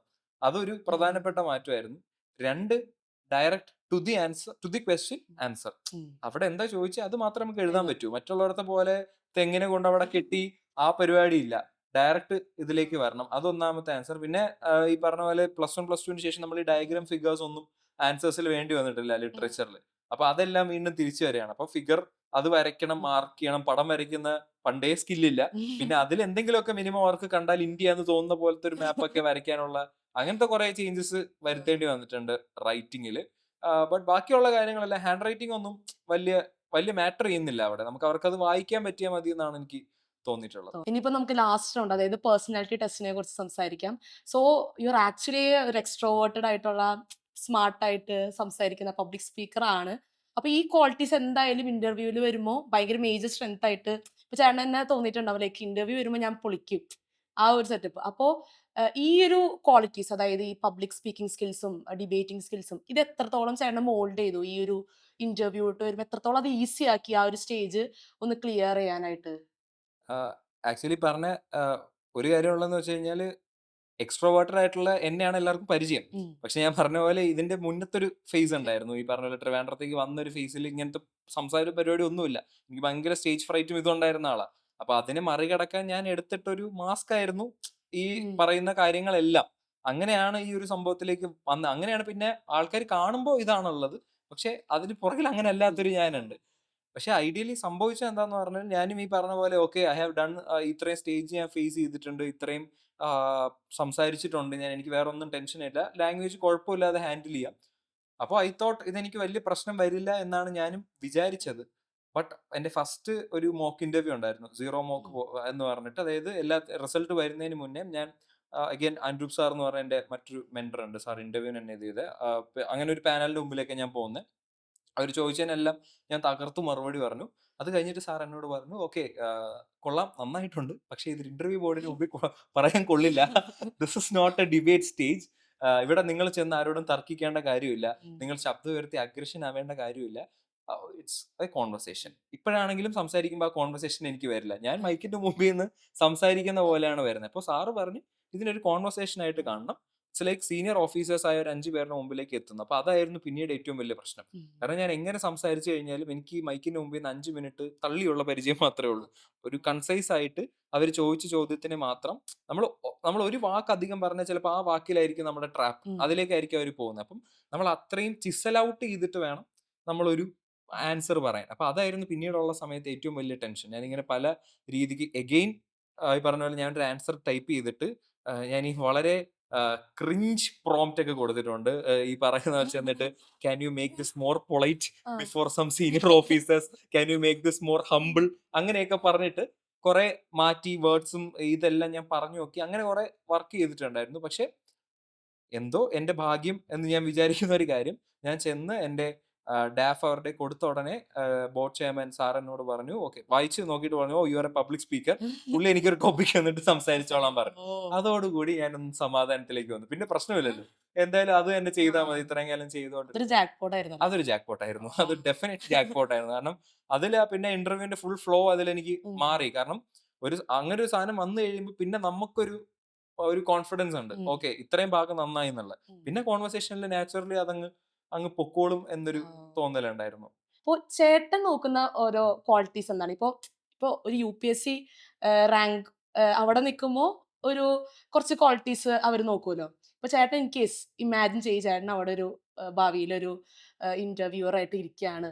UPSC rank holders UPSC rank കിട്ടിയവർക്ക്. അപ്പൊ ചേട്ടൻ എന്തായിരിക്കും നോക്കുന്ന ക്വാളിറ്റീസ് എന്തായിരിക്കും? അത് ഞാൻ വിചാരിക്കുന്നത്, ഞാൻ മനസ്സിലാക്കിയെടുത്തോളം അവര് കുറച്ചധികം പാരാമീറ്റേഴ്സ് നോക്കുന്നുണ്ട്. ഒന്ന് ഡെഫിനറ്റ്ലി നോളജ് ആണ്. നോളജ് എന്ന് പറഞ്ഞു കഴിഞ്ഞാൽ not everything and anything and everything below the sun അല്ലെങ്കിൽ അങ്ങനൊന്നുമല്ല. പക്ഷെ അവിടെ നടക്കുന്ന ഒരു കറണ്ട് ഇവന്റ്സുമായി ബന്ധപ്പെട്ട് നമ്മുടെ സ്റ്റേറ്റ്, നമ്മുടെ ഡിസ്ട്രിക്ട്, നമ്മുടെ സബ്ജക്ട്, നമ്മുടെ ഫാമിലി ബാക്ക്ഗ്രൗണ്ട്, ഇതുമായി ബന്ധപ്പെട്ട കാര്യങ്ങളിൽ നമുക്കൊരു അണ്ടർസ്റ്റാൻഡിങ് വേണം. നമ്മൾ അതിൽ വച്ചിരിക്കുന്ന ഇൻഫർമേഷനോട് ഓണസ്റ്റ് ആണോ നമ്മൾ എന്നുള്ളതാണ് അവർ നോക്കുന്നത്. രണ്ടാമത്തെ സെയിം ഇതാണ്, ഈ ഓണസ്റ്റി ഓർ ഇന്റഗ്രിറ്റി. നമ്മൾ ആ പറഞ്ഞ ഇൻഫർമേഷനിൽ നമ്മൾ എടുക്കുന്ന സ്റ്റാൻഡുകളിൽ നമ്മൾ ഓണസ്റ്റ് ആണോ, ഇന്റഗ്രിറ്റി ഉള്ളവരാണോ എന്നുള്ളത്. കാരണം അതേ ഇതിന്റെ ഫോളോ അപ്പ് ചോദ്യം വരുമ്പോൾ നമ്മൾ ആദ്യം പറഞ്ഞ സ്റ്റാൻഡിൽ നിന്ന് മാറിയ ഈസിലി അവർക്ക് മനസ്സിലാവും ഇത് വെറുതെ നമ്മളൊരു ജാടയ്ക്ക് വേണ്ടി പറഞ്ഞാണെന്നുള്ള. അപ്പൊ ഇന്റഗ്രിറ്റി ഓർ ഓണസ്റ്റി ഭയങ്കര ഇമ്പോർട്ടന്റ് ആണ്. 3 കോൺവെർസേഷൻ ഹോൾഡ് ചെയ്യുക എന്നുള്ളതാണ്. നേരത്തെ ഞാൻ അൻഡൂബ് സാർ എപ്പോഴും പറയും, ഒരു കാഷ്വൽ കോൺവെർസേഷനെ ഡീൽ ചെയ്യാൻ പഠിക്കണം. നമുക്കത് അറിയില്ല. നമ്മൾ ഫോർമലി കാഷ്വൽ ആണെങ്കിൽ നമ്മൾ ഭയങ്കര ലോ ലെവലിലേക്ക് പോകും. പക്ഷെ അതല്ലാതെ ഈ പറയുന്ന ഒരു സീനിയർ ഓഫീസേഴ്സുമായി ഒരു കാഷ്വൽ കോൺവെർസേഷൻ ഹോൾഡ് ചെയ്യുന്ന രീതി, ലൈറ്റ് ഹാർട്ടഡ് ആയിട്ട് സംസാരിക്കാൻ പറ്റുന്നത് ഭയങ്കര അവിടെ ഒരു വിന്നബിൾ ക്വാളിറ്റി ആണെന്ന് എനിക്ക് തോന്നിയിട്ടുണ്ട്. ഇത് മൂന്നുമാണ് നമ്മുടെ ആ ഒരു പേഴ്സണാലിറ്റി പ്രൊജക്ഷൻ, ഈ കോൺഫിഡൻസ്, പൊളൈറ്റ്നെസ്, ആ കാര്യങ്ങളെല്ലാം plus integrity of opinions, integrity of the information provided and the ability to hold a very light hearted conversation between senior officers without ആ റെസ്പെക്ട് കളയാതെ ഒരു കോൺവെർസേഷൻ എങ്ങനെ ബിൽഡ് ചെയ്യാം എന്നുള്ളത്. നമ്മളെപ്പോഴും UPSC സംസാരിക്കുമ്പോൾ ഇതിന്റെ അക്കാഡമിക് സൈഡാണ് കൂടുതൽ നമ്മൾ സംസാരിക്കാറുള്ളത്. അതല്ലാണ്ട് ഇതിന്റെ ഒരു ഇമോഷണൽ സൈഡ് ഉണ്ട്. അതായത് കുറേ വട്ടം നമ്മൾ ചെയ്യുന്നു, പരാജയപ്പെടുന്നു. അപ്പോൾ കുറേ സെൽഫ് ഡൗട്ടും കമ്പാരിസണും നമുക്കിങ്ങനെ വേണ്ടാന്ന് വരെ തോന്നുന്ന ഒരു ഫേസ് ഓഫ് UPSC ഉണ്ടെന്ന് കുറേ പേര് പറഞ്ഞിട്ടുണ്ട്. അപ്പൊ ചേട്ടന്റെ ഈ ഇത്രയും നാളത്തെ സ്ട്രഗിളിൽ ഏറ്റവും ഡിഫിക്കൽട്ട് ആയിട്ടുള്ള ഫേസ് ഏതായിരുന്നു? ലൈക്ക് ഇമോഷണലി ഡൗൺ ആയിട്ടുള്ളത്. എനിക്ക് തോന്നുന്നു ഏറ്റവും ഡിഫിക്കൽട്ട് ഫേസ് ആദ്യത്തെ, ഞാൻ കോച്ചിങ് എടുത്തിട്ട് പ്രോപ്പർ സ്റ്റഡി ചെയ്തിട്ട് ചെയ്യുന്നതിന് സെക്കൻഡ് അറ്റംപ്റ്റ് ആണ്. ഫസ്റ്റ് അറ്റംപ്റ്റ് PG സമയത്ത് ചുമ്മാ കൊടുക്കായിരുന്നു. സെക്കൻഡ് അറ്റംപ്റ്റ് ഞാൻ ക്ലിയർ ആകും എന്ന് വിചാരിച്ചിട്ട് ക്ലിയർ ആകാതെ പ്രിലിംസ് ജസ്റ്റ് ഒരു 2 മാർക്കിന്റെ മിസ്സിൽ പോയി. അപ്പൊ അത് കുറച്ച് ഡിഫിക്കൽട്ട് ആയിട്ടുള്ള ഫേസ് അതായിരുന്നു. പക്ഷെ ഇമോഷണലി ഡൗൺ എനിക്ക് തോന്നുന്നു ഈ പ്രിലിംസിന് മുന്നത്തെ സമയം തന്നെയായിരുന്നു. കാരണം ഈ കുറെ 3-4 വർഷമായി ഇതൊന്നും ആകുന്നില്ല. അപ്പൊ ഈ പ്രിലിംസിന് മുന്നേ ഇത് കിട്ടുമോ ഇല്ലയോ, അങ്ങനെ കുറച്ച് ആ ഒരു 3 മന്ത്സ് അത്ര ഫൈൻ ആയിരുന്നില്ല. അപ്പോൾ അത് കുറച്ച് ഡൗൺ ആയിരുന്നു. പക്ഷെ ആ സമയത്ത് ഞാൻ പ്രിപ്പറേഷൻ കളഞ്ഞിട്ടുണ്ടായില്ല. അതല്ലാണ്ട് തന്നെ കൊണ്ടുപോയി. നിർത്തിപ്പോവാനായിട്ട് തോന്നിയിട്ടുണ്ട്. ഇപ്പൊ 2 വട്ടം എഴുതി, 3ാമത്തെ വട്ടം എഴുതി കിട്ടിയില്ല. ഡ്രോപ്പ് ചെയ്യാം. ഇപ്പൊ KS കിട്ടി. അങ്ങനെ ആ ഒരു ബാക്കപ്പ് ഓപ്ഷൻ ഉണ്ട്. അപ്പൊ അതായത് ഇനിയിപ്പോ എഴുതണ്ട എന്നുള്ളൊരു മൈൻഡ് ഉണ്ടായിരുന്നോ? അല്ല, കേസ് കിട്ടിയപ്പോൾ ഞാൻ ഇന്റർവ്യൂ സ്റ്റേജ് എത്തിക്കഴിഞ്ഞു. ഓഹ്! മറ്റേതിന്റെ 2 സൈമൾട്ടേനിയസ് ആയിട്ടാണ് ഓക്കെ. വന്നത്. പക്ഷെ അതല്ലാതെ നിർത്തിപ്പോവാൻ എനിക്ക് തോന്നിയിട്ടില്ല. ഒരു തോന്നിയിട്ടില്ല. പോയിന്റിൽ ഞാൻ എന്റെ അറ്റംപ്റ്റ് മൊത്തം എടുത്ത് തീർക്കുന്നില്ല എന്നായിരുന്നു. ഞാൻ അച്ഛനോട് എപ്പോഴും പറയുന്നത്, ഞാൻ 5ാമത്തെ അറ്റംപ്റ്റ് വരെ എടുത്തിട്ട് നിർത്തും. 6 അറ്റംപ്റ്റും തോറ്റു കഴിഞ്ഞാൽ UPSC എന്നെ വേണ്ടാന്ന് വെച്ച പോലെ ഇരിക്കും. പിന്നെ 5 പ്രായപരിധി ഉണ്ടല്ലോ. അപ്പൊ ഞാൻ പറയാം, ഞാൻ വേണ്ടാന്ന് വെച്ചതാണെന്ന് അതെ. എനിക്ക് പറയാമെന്നുള്ള മൈൻഡില്. അപ്പൊ അങ്ങനെ ഒരു ഐഡിയ ഉണ്ടായിരുന്നു. പക്ഷെ ഓക്കെ. ജോക്സ് അപ്പാർട്ട്, ഞാൻ എപ്പോഴും വിചാരിക്കുന്ന എന്തെങ്കിലും ഇത് കിട്ടുമായിരിക്കും. ഞാൻ അങ്ങനെ ഇപ്പോ ഞാൻ എപ്പോഴും എല്ലാവരോടും പറയുന്ന ഒരു കാര്യമുണ്ട്, നമ്മളൊന്നും പെർഫെക്റ്റ് ആയിട്ടല്ല ഒരു കാര്യം ചെയ്യുന്നത്. ഞാൻ എപ്പോഴും അങ്ങനെയാണ് വിശ്വസിച്ചത്. ഞാൻ എന്തോ ഒരു കാര്യം മര്യാദയ്ക്ക് ചെയ്യാത്തതുകൊണ്ട് ഞാൻ ക്ലിയർ ആവുന്നില്ല. അത് മര്യാദയ്ക്ക് ചെയ്താൽ ഞാൻ ക്ലിയർ ആവും. അതുകൊണ്ട് ഞാൻ constantly I was searching for the thing that I was missing. ഞാൻ മെസ്സപ്പ് ചെയ്യുന്ന കാര്യങ്ങൾ എന്താണെന്ന് ഐഡന്റിഫൈ ചെയ്ത് അത് തിരുത്തുക എന്നുള്ളതായിരുന്നു എന്റെ ഈ 4 വർഷവും ഞാൻ ചെയ്തുകൊണ്ടിരുന്നത് ഓരോ അറ്റംപ്റ്റിനും. അപ്പൊ അതുകൊണ്ട് തന്നെ എനിക്ക് അങ്ങനെ നിർത്തിപ്പോവാൻ തോന്നിയിട്ടില്ല. ഒരു പോയിന്റിലും ഞാൻ പറഞ്ഞില്ല UPSC എന്നെ ചതിച്ചതാണെന്നൊന്നും ഞാൻ വിചാരിച്ചിട്ടില്ല. എന്നെ കൊണ്ട് കൊള്ളൂലാഞ്ഞിട്ട് എനിക്ക് ക്ലിയർ ആവാൻ പറ്റുന്നില്ല. അപ്പം അതിനുവേണ്ടി ഞാൻ കൂടുതൽ എഫേർട്ട് ഇട്ടാൽ ക്ലിയർ ആവും. ആ. അത്രേ ഞാൻ വിചാരിച്ചിട്ടുള്ളൂ. Okay, okay. ലൈക്ക് ഈ UPSC എന്ന് പറഞ്ഞ എക്സാം ലൈക്ക് മൊത്തത്തിൽ ഈ പ്രിപ്പറേഷൻ നോക്കുമ്പോൾ ലൈക്ക് ഒരു വ്യക്തിയെ തന്നെ റീഷേപ്പ് ചെയ്യാന്ന് പറയും. നമുക്ക് കുറെ ക്യാരക്ടർ ഡെവലപ്മെന്റ്സും ഈ ഒരു നമ്മുടെ ഈ IAS അല്ലെങ്കിൽ IPS അല്ലെങ്കിൽ സിവിൽ സർവന്റിക്ക് നമ്മളെ അതിലേക്ക് ഷേപ്പ് ചെയ്യാണ് ഈ ഒരു എക്സാം ചെയ്യണേന്ന് പറയും. അപ്പൊ ചേട്ടന് എന്തൊക്കെ ക്വാളിറ്റീസ് ആണ് ഈ ഒരു UPSC പ്രിപ്പറേഷനിലൂടെ കിട്ടിയത്, അക്വയർ ചെയ്തത്? നമ്മുടെ അഹങ്കാരം അങ്ങ് പോയി കിട്ടുമല്ലോ. ആദ്യമേ തന്നെ നമ്മൾ ഭയങ്കര അക്കാഡമിക്കലി എനിക്ക് ഇന്ന പരീക്ഷ ഞാൻ പാസ്സായിട്ടുണ്ട്. ഞാൻ ഇവിടെയൊക്കെ നന്നായിട്ട് പഠിച്ചതാണെന്ന് പറഞ്ഞിട്ട് ചെന്നു. 1 തവണ തോറ്റു, 2 തവണ തോറ്റു, 3 തവണ തോറ്റു നമുക്ക് മനസ്സിലായി. ആ. നമ്മൾ വിചാരിക്കുന്ന പോലെ അത്ര വലിയ കാര്യമൊന്നുമില്ല. നമ്മളെല്ലാവരെയും പോലൊരു സാധാരണക്കാരൻ ഉം. എന്നുള്ള രീതിയിലേക്ക് നമ്മളെ ഹംബിൾ ചെയ്യിപ്പിക്കുമെന്ന് എല്ലാവരും പറയും. അത് ശരിയാണ്. കാരണം നമ്മൾ ചിലപ്പോൾ ഫസ്റ്റ് അറ്റംപ്റ്റിൽ ഇന്റർവ്യൂ വരെ എത്തിയിട്ടുണ്ടാവും. അല്ലെങ്കിൽ ഫസ്റ്റ് അറ്റംപ്റ്റ് മെയിൻസ് എത്തിയിട്ട് അടുത്ത തവണ ഉം. ചിലപ്പോൾ നമ്മൾ പ്രിലിംസിൽ പോകും. നമ്മൾ ഉം. കുറെ തവണ അവിടെ തന്നെ സ്റ്റക്ക് ആയിട്ട് നിൽക്കും. അപ്പൊ ഉം. നമ്മുടെ ലൈഫിൽ നമ്മൾ നേടിയെന്ന് വിചാരിക്കുന്ന അല്ലെങ്കിൽ ലൈഫിൽ നമുക്ക് ഉണ്ടെന്ന് വിചാരിക്കുന്ന ഒരുപാട് കാര്യങ്ങളില്ല. ഓക്കെ, നിങ്ങളെ ലൈക്ക് എന്നെ ബഹുമാനിക്കൂ എന്ന പരീക്ഷ നമ്മളോട് പറയും. നമ്മൾ ആ പരീക്ഷയെ ബഹുമാനിക്കും ഒരു ഉം. പോയിന്റ് എത്തുമ്പോഴത്തേക്ക്. അപ്പൊ ആ റെസ്പെക്ട് ഇത് ചെയ്ത് വരും. കാരണം നമ്മൾ എഫേർട്ട് ഇട്ടാണ് വന്നതെന്നുള്ളപ്പോൾ അതിനെ നമ്മൾ അത്രയും ചെറിഷ് ചെയ്യും. ഉം. ചുമ്മാ നമ്മൾ വളരെ കാഷ്വൽ ആയിട്ട് ആ പരീക്ഷ ക്ലിയർ ചെയ്ത് പോയി കഴിഞ്ഞു കഴിഞ്ഞാൽ നമുക്ക് അതിനോടൊരു വാല്യൂ ഉം. ഉണ്ടാവില്ല.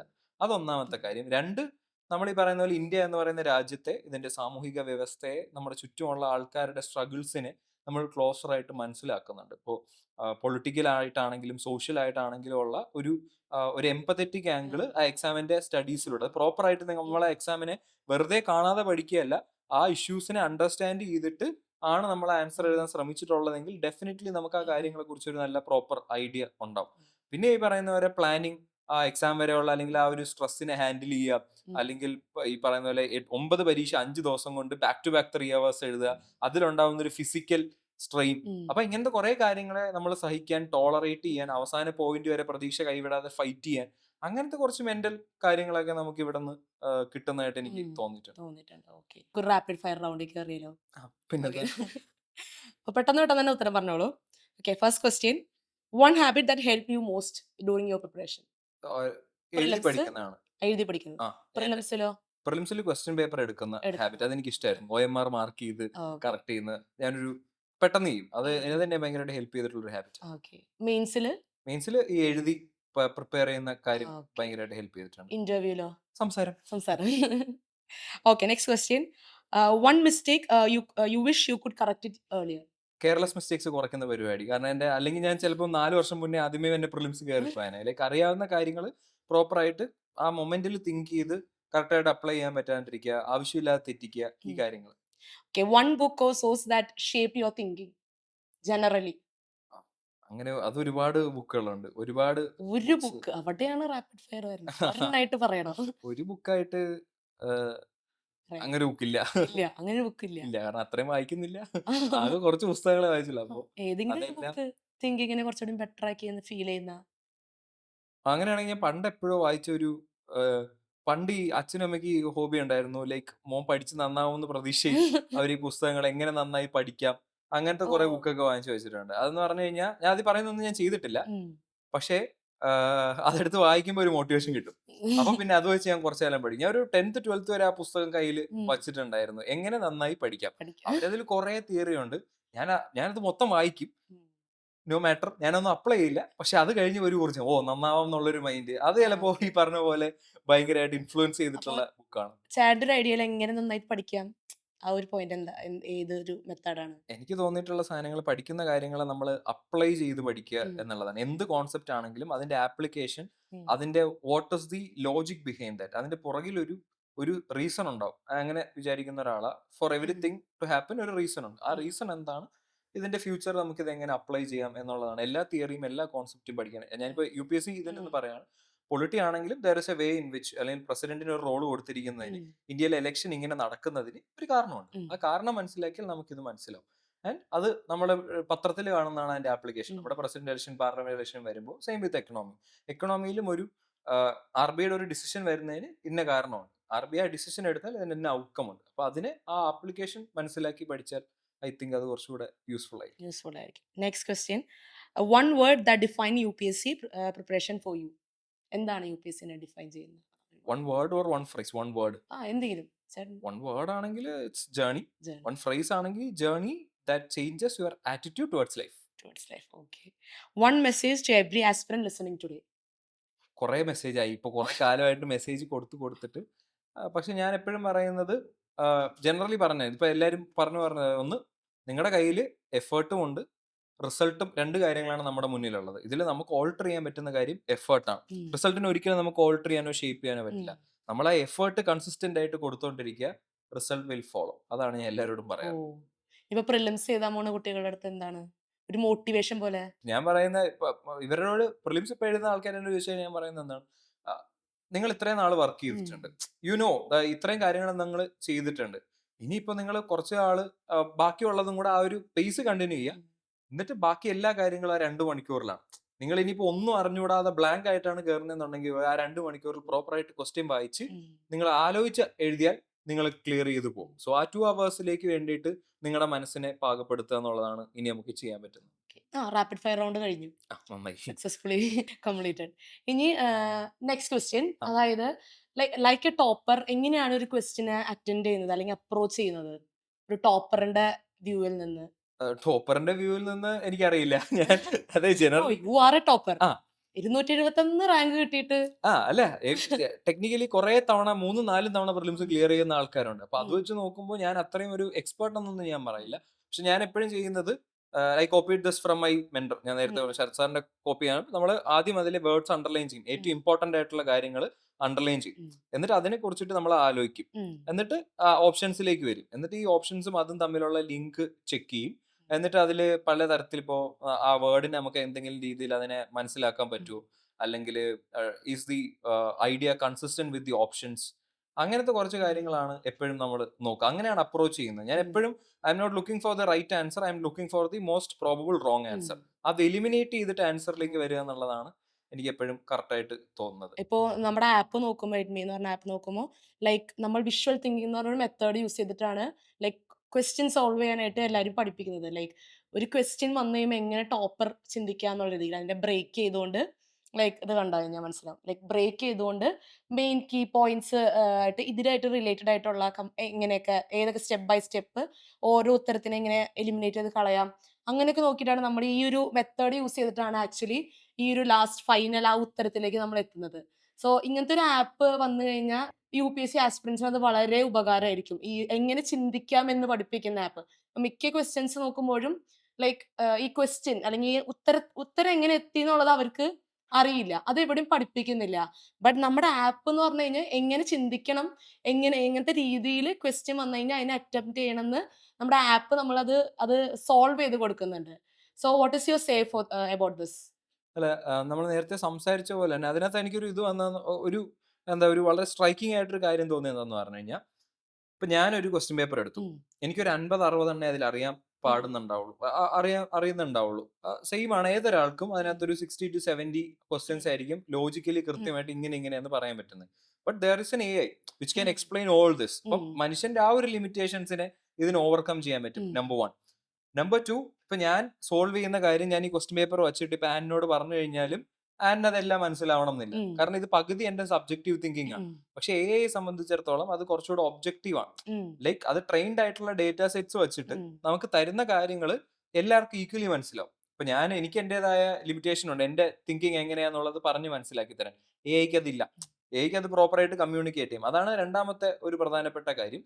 3, ഇപ്പോ we all have different levels, cognitive levels ആണ്. ഞാൻ ചിലപ്പോൾ ഒരു ക്വസ്റ്റ്യനെ ഒരു 10 മിനിറ്റ് എടുത്തേക്കാം, ആൻഡ് ചിലപ്പോൾ അത് 2 to 3 മിനിറ്റ്സിൽ സോൾവ് ചെയ്യാൻ പറ്റും. സോ AI പക്ഷെ അങ്ങനെയല്ല, യൂണിഫോംഡ് ആണ്. ഇപ്പൊ ഞാൻ 10 മിനിറ്റ് എടുത്ത് സോൾവ് ചെയ്യുന്നത് ഒരാൾക്ക് മനസ്സിലാവും, ആൻഡ് 2 to 3 മിനിറ്റ്സിൽ ആർക്കും ചിലപ്പോൾ മനസ്സിലാവണം എന്ന് നിർബന്ധമില്ല. സോ അത് ഡിഫറെന്റ് ആയിട്ട് ഈ പറയുന്ന പോലെ AI ആണെങ്കിൽ എല്ലാ ആൾക്കാർക്കും മനസ്സിലാൻ പറ്റുന്ന രീതിയിലേക്ക് സ്റ്റെപ്പ് ബൈ സ്റ്റെപ്പ് വരും. ഇപ്പൊ ഞാൻ ചെയ്യുന്ന സ്റ്റെപ്പും AI ചെയ്യുന്ന സ്റ്റെപ്പും ചെയ്യുന്ന സ്റ്റെപ്പും നമ്മൾ നോക്കി കഴിഞ്ഞു കഴിഞ്ഞാൽ നമ്മൾ രണ്ടുപേരും ചില സ്റ്റെപ്സ് സ്കിപ്പ് ചെയ്തിട്ടുണ്ടാവും. കാരണം അത് നമുക്ക് അറിയാവുന്നതുകൊണ്ട് നമ്മൾ നാച്ചുറലി അങ്ങനെ എടുക്കും.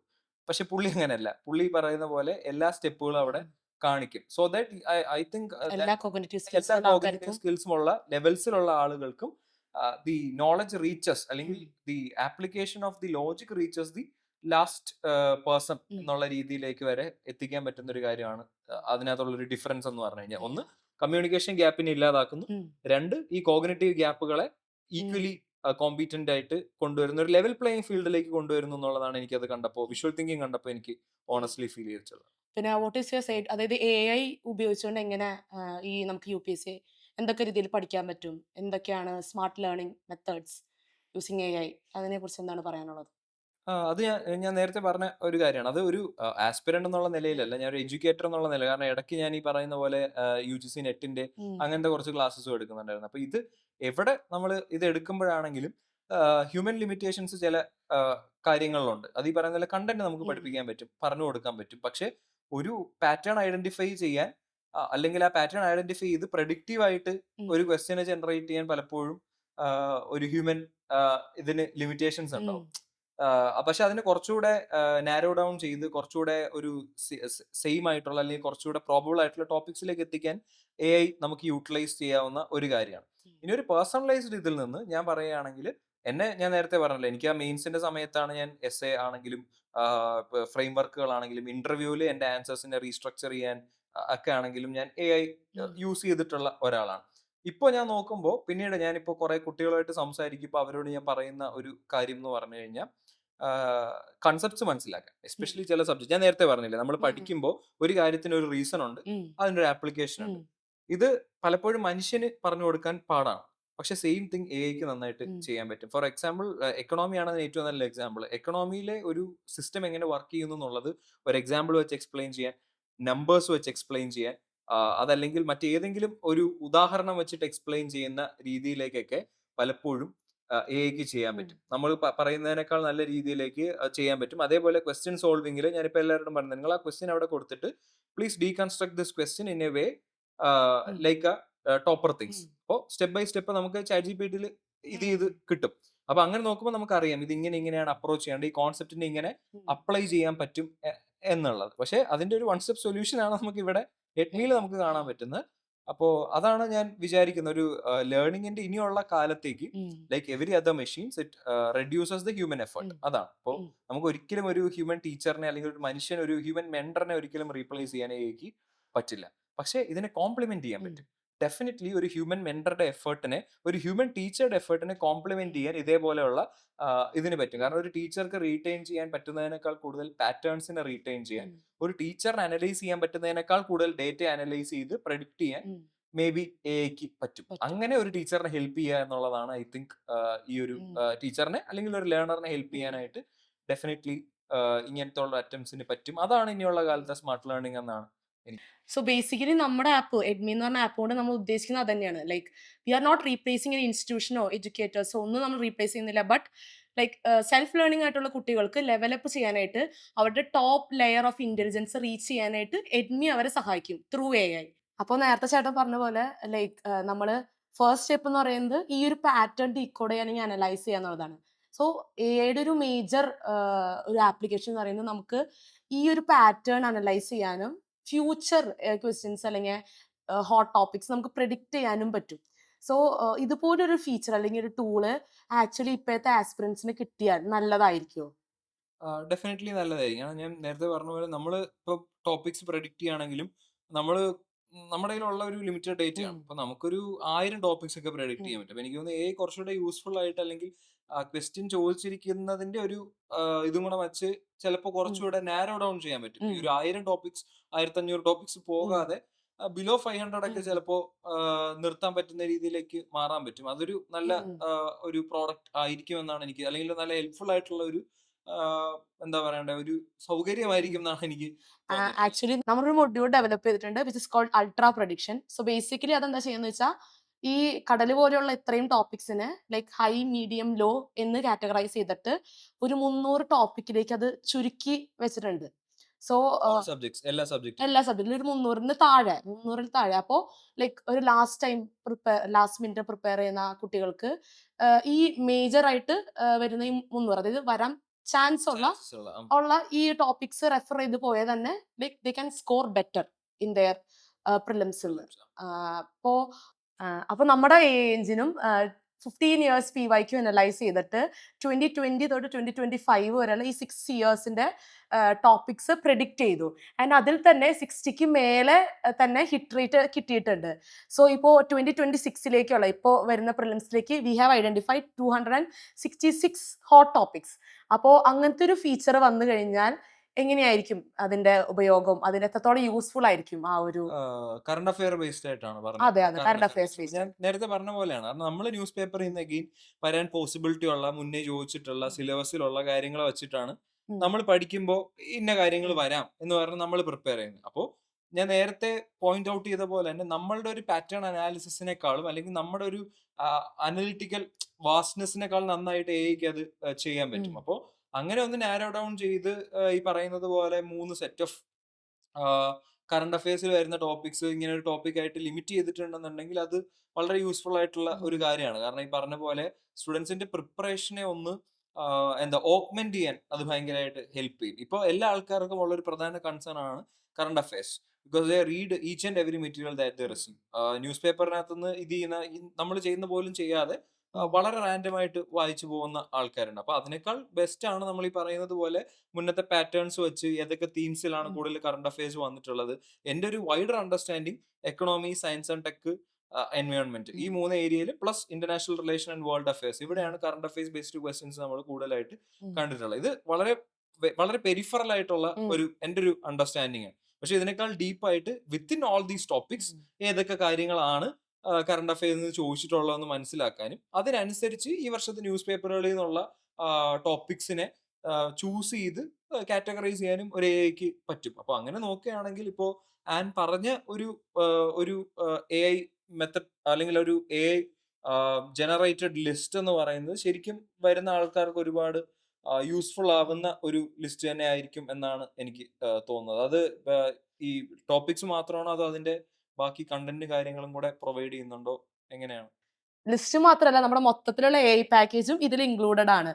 ലൈക്ക് ഇപ്പോ പറയുന്ന കോൺസെപ്റ്റ്, അതിന്റെ സബ് ടോപ്പിക്സ്, അതിന്റെ അടിയിൽ വരുന്ന ടോപ്പിക്സ്, നമ്മൾ നേരത്തെ ഇതിൽ കണ്ട ഒരു PYQ അതെ എല്ലാ എല്ലാ ഡീറ്റെയിൽസും ഡീറ്റെയിൽസ് വരുന്നുണ്ട്. ആ കീവേഡ്സ് എക്സ്പ്ലെയിൻ ചെയ്തിട്ട് പിന്നെ വിഷ്വൽ തിങ്കിങ് എല്ലാം ഈ ഒരു കോർ കോൺസെപ്റ്റ്സ് അല്ലെങ്കിൽ ഈ ടോപ്പ് ആയിട്ടുള്ള ഈ ഹോട്ട് ടോപ്പിക്സിന് അണ്ടറിൽ എക്സ്പ്ലെയിൻ ആയിട്ട് ഫുൾ ആയിട്ട് പറയുന്നുണ്ട്. ഫോർ എക്സാമ്പിൾ നമ്മൾ 2025 ക്വസ്റ്റ്യൻസ് നമ്മൾ പ്രെഡിക്റ്റ് ചെയ്തപ്പോൾ ഈ മൈക്രോസോഫ്റ്റ് മെജോർണ അതിനെക്കുറിച്ചും, ഗുഗേഷിന്റെ ചെസ് ചാമ്പ്യൻഷിപ്പിനെ കുറിച്ചും ആൻഡ് ഖോഖോ ചാമ്പ്യൻഷിപ്പിനെ കുറിച്ചൊക്കെ ക്വസ്റ്റ്യൻസ് നമ്മുടെ AI പ്രെഡിക്റ്റ് ചെയ്തിട്ടുണ്ട്. ഞാൻ തെറ്റിച്ച് ചോദിച്ചതാണ്. ഞാൻ തെറ്റിച്ചിട്ടുണ്ട്. അതാണ് എന്റെ പ്രത്യേകത. അപ്പോ അപ്പൊ എഐക്ക് ഇതിനെ കുറിച്ച് പ്രിഡിക്റ്റ് ചെയ്യാൻ ആക്ച്വലി പറ്റും. അതാണ് ഇപ്പോ ഇതിലൂടെ പ്രൂവ് ചെയ്തേക്കുന്നത്. ഡെഫിനറ്റ്ലി. കാരണം ഞാൻ ഈ പറഞ്ഞ പോലെയാണ് ഈ ഏരിയാസ് ഒക്കെ വളരെ അണ്ടർ ഒബ്സർവ്ഡ് ആയിരുന്നു ആ സമയത്ത്. മെജോറാണ് ഓൾമോസ്റ്റ് കുറെ പേർക്കൊക്കെ ശരിയായിട്ടുണ്ട്. അത് കുറെ കമ്പൈലേഷൻസിൽ വന്നിട്ടുണ്ട്. പക്ഷെ സ്പോർട്സ് നമ്മൾ അങ്ങനെ നോക്കുന്ന ഒരു മേഖല ആയിരുന്നില്ല. അതെനിക്ക് തോന്നുന്നു 22-ലോ മറ്റോ 2-3 ക്വസ്റ്റ്യൻ വന്നിട്ടുള്ളൂ എന്നുള്ളതുകൊണ്ട് തന്നെ ഇത് എനിക്ക് ഖോഖോ വേൾഡ് കപ്പിന്റെ ക്വസ്റ്റ്യനകത്ത് ബേസിക് ഒരു ഐഡിയ ഉണ്ടായിരുന്നു. ഇന്ത്യയിലാണ് 2 നടന്നത്, ഇന്ത്യ 2 വേൾഡ് കപ്പ് ജയിച്ചത് ഇന്ത്യ ആണെന്നുള്ളത് അറിയായിരുന്നു. പക്ഷെ ആ സ്കോറിങ് കാര്യങ്ങളൊന്നും ഓർത്തിരിക്കാൻ പറ്റില്ല. ബട്ട് ഈ പറഞ്ഞ പോലെ അത് അത്രയും കോറായിട്ട് നോക്കേണ്ട ഒരു കാര്യമായിരുന്നു എന്നുണ്ടായിരുന്നെങ്കിൽ ചിലപ്പോൾ നമ്മൾ ആ നമ്പേഴ്സും കൂടെ ജസ്റ്റ് ഒന്ന് നോക്കി വെച്ചേനെ. അപ്പോൾ അങ്ങനെ നമ്മളൊന്ന് ഈ നമ്മളിപ്പോ സംസാരിച്ചുകൊണ്ടിരുന്ന പോലെ തന്നെ യൂഷ്വലി ആ ടോപ്പിക്കിന്റെ ലിസ്റ്റും പ്ലസ് അതുമായി ബേസ് ചെയ്തിട്ട് പ്രഡിക്റ്റീവ് ക്വസ്റ്റ്യൻസ്, അതേപോലെ തന്നെ അതുമായി ബന്ധപ്പെട്ടിട്ട് കണ്ടന്റ്, അതിന്റെ ആപ്ലിക്കേഷൻ, വിഷ്വൽ തിങ്കിങ്, ഇതെല്ലാം കൊടുക്കുന്നതോട് കൂടി തന്നെ നമ്മൾ എനിക്ക് തോന്നുന്നു കറണ്ട് അഫയേഴ്സിലെ ഒരു വലിയ ബർഡൻ നമ്മൾ എ ഉപയോഗിച്ച് ഈസി ചെയ്യാണ്. I think that is the core point of the application of A in education അല്ലെ. നമ്മൾ മെന്റർഷിപ്പ് ആണെങ്കിലും സ്റ്റുഡന്റ് ആണെങ്കിലും രണ്ടാൾക്കാരുടെയും ഭാഗത്തു നിന്നുള്ള എഫേർട്ടിനെ ഈസി ചെയ്ത് കൊടുക്കാം, അതിനൊന്ന് കുഷൻ ചെയ്ത് കൊടുക്കാൻ പറ്റുന്ന ഒരു ഡിസൈൻ ആണ് ഇപ്പോ ആൻഡ്രോസ് പറഞ്ഞതെന്ന് ഞാൻ മനസ്സിലാക്കുന്നത്. സോ ഉപയോഗം ഉണ്ടാകട്ടെ, ഒരുപാട് ആസ്പിരൻസിന് അതുകൊണ്ട് യൂസ് ഉണ്ടാവുകയും അവർക്ക് നല്ലപോലെ ആ എക്സാമിനെ ഈ പറയുന്ന പോലെ എന്താണ് നമ്മുടെ മാറിക്കൊണ്ടിരിക്കുന്ന ഒരു യുഗത്തിൽ മാറിക്കൊണ്ടിരിക്കുന്ന ഒരു ടൂൾ ഉപയോഗിച്ചുകൊണ്ട് ഒരു എക്സാമിനെ ഫേസ് ചെയ്യാൻ അവർക്ക് തീർച്ചയായും പറ്റട്ടെ എന്നാണ് എന്റെ ആഗ്രഹം. ഓക്കെ, അപ്പോൾ ഈ നമ്മുടെ ഇന്റർവ്യൂ ഏകദേശം കഴിയാറായി. So as a final speech അല്ലെങ്കിൽ ഫൈനൽ നോട്ട് എന്താണ് ആസ്പിറൻസിനോട് പറയാനുള്ളത്? ആസ്പിരൻസ് ഇപ്പോൾ ഒരുപാട് ആൾക്കാരുണ്ട്. ഈ വർഷം എഴുതുന്നവരുണ്ട്, ഇനിയുള്ള വർഷങ്ങളിൽ എഴുതാൻ ആഗ്രഹിക്കുന്നവരുമുണ്ട്. ഇപ്പൊ ഞാൻ എല്ലായിടത്തും ചോദിക്കുന്ന ഒരു കാര്യമുണ്ട്, ഈ എക്സാമിൻ ജയിക്കാൻ വേണ്ട ഏറ്റവും പ്രധാനപ്പെട്ട കാര്യം എന്താണ് എന്ന് ചോദിച്ചു കഴിഞ്ഞാൽ അത് ആഗ്രഹമാണ്. പരീക്ഷ എഴുതണം എന്നുള്ള ആഗ്രഹം, ജയിക്കണം എന്നുള്ള ആഗ്രഹം. അപ്പൊ ആ ആഗ്രഹത്തിനോടൊപ്പം തന്നെ നമുക്ക് വേണ്ട കാര്യമാണ് എഫേർട്ട്, ഉം. അല്ലെങ്കിൽ നമ്മൾ അതിനു വേണ്ടി എടുക്കുന്ന ചില പ്രയത്നം. ഉം. പ്രയത്നിച്ചാൽ മാത്രമേ നമുക്ക് ഉം. ചെയ്യുള്ളൂ. അപ്പൊ പ്രയത്നത്തില് മിക്ക ആളുകൾക്കും പറ്റുന്ന ഒരു പ്രധാനപ്പെട്ട കാര്യം എന്ന് പറഞ്ഞു കഴിഞ്ഞാൽ, വേണ്ട രീതിയിലുള്ള എഫേർട്ട് എടുക്കാൻ കഴിയാതെ ഉം. ആവശ്യമില്ലാത്ത ഇടങ്ങളിലേക്ക് നമ്മുടെ വർക്ക് സ്പ്രെഡ് ചെയ്തു ഉം. പോകുന്നതാണ്. അപ്പോൾ ഈ പറയുന്ന എഡ്മി പോലെയുള്ള, അല്ലെങ്കിൽ ആർട്ടിഫിഷ്യൽ ഇന്റലിജൻസ് പോലെയുള്ള സാമൂഹ്യ ഉം. മാധ്യമങ്ങളിൽ വരെ ഉള്ള ഉം. പലതരത്തിലുള്ള സാങ്കേതിക വിദ്യകൾ ഇന്ന് നമ്മളുടെ പ്രയത്നത്തെ ലഘൂകരിക്കാൻ, ഉം. അല്ലെങ്കിൽ നമ്മുടെ എഫേർട്ടിനെ ഒന്ന് ഈസി ആക്കാൻ. ഈസി ആക്കാൻ ഒരുപാട് തരത്തിലുള്ള ഉം. സാങ്കേതിക വിദ്യകൾ വരുന്നുണ്ട്. അപ്പൊ അതിനെ കൂടെ ഉപയോഗിച്ചുകൊണ്ട്, എന്നാൽ ആത്മാർത്ഥമായി ഉം. ആഗ്രഹിച്ചുകൊണ്ട്, നിങ്ങൾക്ക് എല്ലാവർക്കും പരീക്ഷയെ നേരിടാനും എല്ലാവർക്കും വിജയിക്കാനും, ഈവൻ ഈ പരീക്ഷയിൽ വിജയിച്ചില്ല എങ്കിൽ പോലും ജീവിതത്തിൽ മറ്റേതെങ്കിലുമൊക്കെ മേഖലയിൽ വളരെ വളരെ കാതലുള്ള മാറ്റങ്ങൾ കൊണ്ടുവന്ന് നിങ്ങളുടേതായ ഒരു ഫുട് പ്രിന്റ് ഇവിടെ ലീവ് ചെയ്യാൻ കഴിയട്ടെ എന്ന് മാത്രം ഞാൻ ആഗ്രഹിക്കുന്നു, ആശംസിക്കുന്നു. Thank you so much. Thank you Siddharth.